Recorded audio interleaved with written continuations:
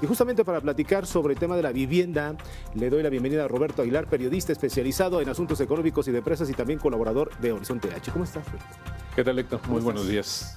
¿Estás preocupado por los edificios que tienes, por los departamentos, que ahora qué va a ocurrir ahora en estas Fíjate, Héctor, delegaciones? que una de las primeras impresiones es que se está viendo desde el tema de la demanda, ¿no? Pero también hay que incluir el tema de la oferta, porque quienes son dueños de propiedades en estas colonias o en estas zonas que tienen una alta demanda y que por lo tanto están incrementándose los precios y están cambiando este panorama, pues al final del día pues también hay que responder a ellos de la manera que se están revaluando sus inmuebles, sus propiedades. Y esto también implica que tendrán que invertir pues, justamente para mantenerlas, para darle, incluso modernizarlas quizás si es el caso. Y hoy que te quiero comentar, porque fíjate que hay un banco que mide cada mes los precios por metro cuadrado promedio de la vivienda. Vaya. Esto es muy interesante porque fíjate que los últimos datos son correspondientes al mes de julio. Sí.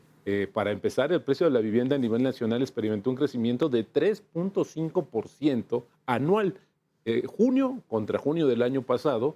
Y bueno, y con ello el costo de la vivienda suma un avance de 2% en lo que va del año.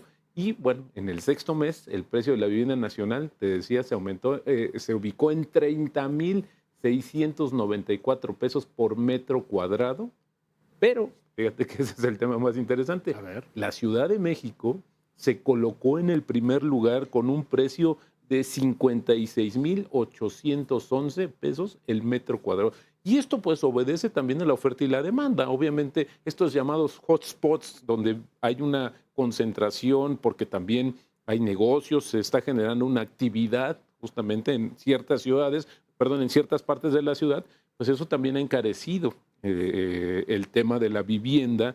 Y la mayoría de esta que también se mide son departamentos, no solamente. Y mira, ahí lo tenemos, por ejemplo. Este gráfico, esta información a detalle de los estados de la República Sí. con los montos me parece revelador, Roberto. Sí, porque también ahí lo que podemos ver, Héctor, decía yo, la oferta y la demanda en su mejor expresión. Estamos viendo la capital del país, la Ciudad de México, con el precio más alto y ve el último lugar, está Tamaulipas. Bueno, pues también obedece a cuestiones de inseguridad, hay menor demanda de la vivienda y esto se refleja en el tema de los precios.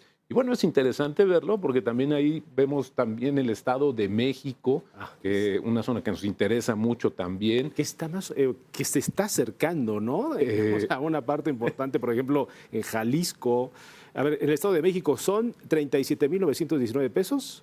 ¿Sí? Por metro cuadrado. Por metro cuadrado hasta el mes de junio, el último. Digamos que eso es lo más caro a lo que podemos Exactamente, llegar. Y es un precio ponderado que tiene. Habrá ahí unas diferencias, habrá algunos más caros, más baratos, pero pongámoslo en promedio justamente lo que te puede costar el precio, el metro cuadrado justamente. Y bueno, mira, también.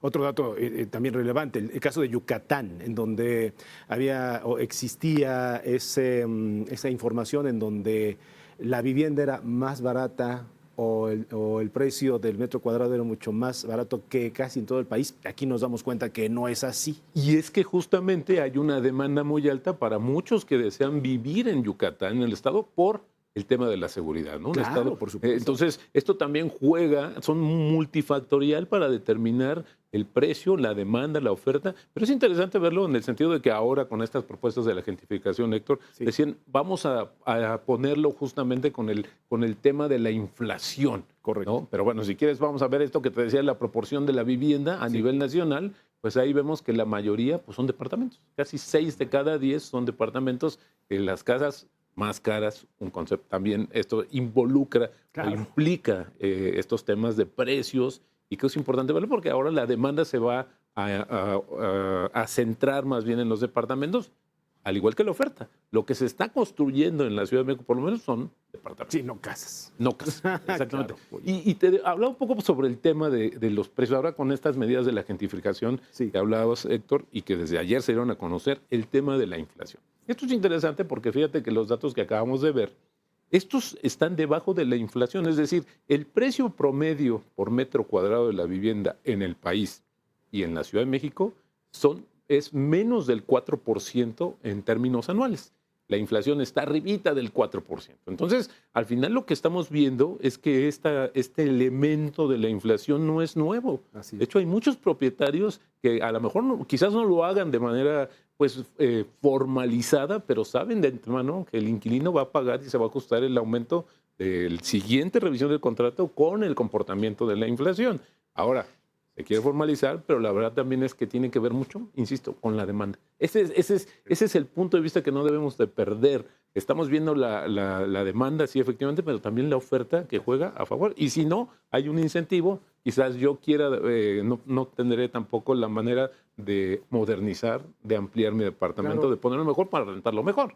Eso creo que es un tema fundamental que en las mesas de discusión que acabas de comentar, pues que se tome en cuenta Tiene que tomarse en cuenta. para los dos. Los dos. Pero a ver, y para cerrar, Roberto, al final de cuentas, queda un tope a la inflación en las rentas, por la inflación.